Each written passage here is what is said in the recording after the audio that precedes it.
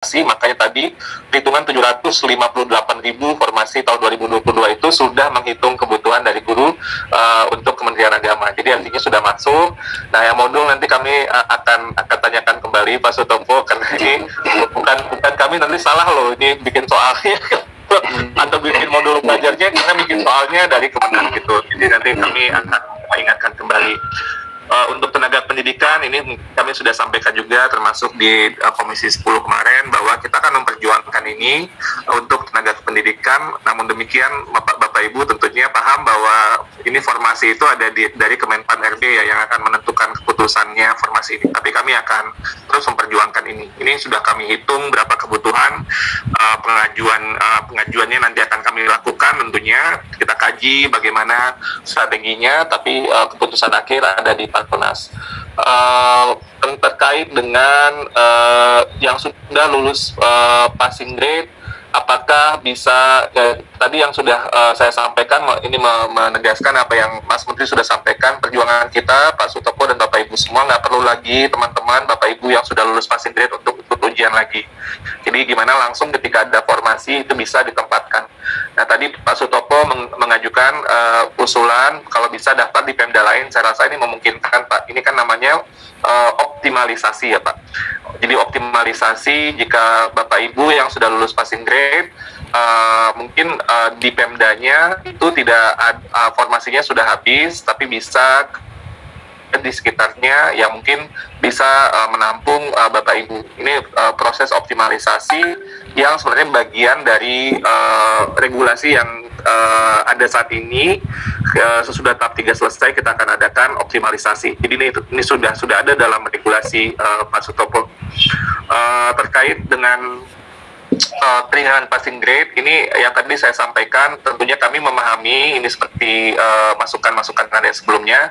Tapi Bapak Ibu sekali lagi ini ya, saya menggambarkan gini. Kalau passing grade itu adalah kemampuan minimum untuk mengajarkan sebuah mata pelajaran pada level guru pemula, itu sudah 50 lah ya. Lalu kemudian kita turunkan, mungkin kalau yang di atas 50 tahun udah 100% ya Pak, kalau di ya. Itu kami berempati dengan masa kerja nggak bisa kami hitung. Oke, kalau 50 tahun ke atas rasanya pasti sudah lama mengajarnya gitu ya. Tapi yang kemudian passing grade yang ada sebelumnya, afirmasi yang ada itu bisa menurunkan dari passing grade yang tadi. Jadi misalnya dari 50, kalau afirmasinya 10% jadi 40, tambah afirmasi 10% lagi 30. Kalau terus diturunkan Pak jadi 20 dan jadi 10. Jadi untuk menjadi guru kan kita malu sendiri nanti. Masa mau mengajar kita nanti nilai passing grade-nya 10 atau 20, padahal yang passing grade awalnya itu sudah kemampuannya minimum sekali dari level guru pemula. Jadi itu mohon dimaklumi. Tapi kami akan mencari mekanisme tadi ya, yang tadi sudah disampaikan, apakah memudahkan ya masa kerja dan lain sebagainya. Itu catatan-catatan yang akan terus kita lakukan. Pak Sutopo, untuk kesejahteraan guru honorer yang belum ikut ASN P3K, ini juknis bos fleksibel, saya sebenarnya agak bingung ya, karena sebenarnya dalam kondisi surat edaran menteri juga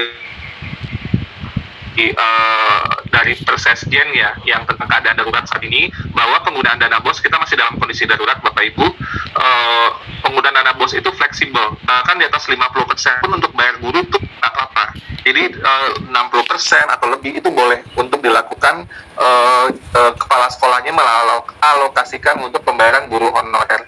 Jadi sehingga dana BOS ini sekarang dengan lebih fleksibel. Kalau sebelum Mas Menteri kan itu 15% ya Pak. Jadi itu sangat terbayang keterbatasannya. Mas Menteri kemudian melakukan penyesuaian, bisa melobi dan akhirnya jadi 50%, dan tapi ketika pandemi itu jadi sangat fleksibel. Jadi sebenarnya keleluasaan itu sudah ada payung hukumnya, tapi mungkin nanti saya coba tanyakan Pak Sutopo terkait ini. Seharusnya payung regulasinya sudah cukup untuk kepala sekolah melakukan penyesuaian sesuai dengan kondisinya, karena juga kondisi daerah itu berbeda-beda. Kadang-kadang kita melakukan juknis yang sangat detail, tapi tidak relevan untuk satu daerah, relevan di daerah lain. Jadi misalnya di daerah satu butuh kuota, daerah lain dia udah di daerahnya nggak ada COVID, nggak ada masalah, kenapa harus dialokasikan buat kota, kan jadinya nggak terpakai. Bantuan buat kota mungkin bisa dia bisa gunakan alokasi itu buat yang lain. Kalau daerah perkotaan mungkin butuh internetnya lumayan gitu, bisa untuk kota dan lain sebagainya. Saya pernah beberapa kali kunjungan ke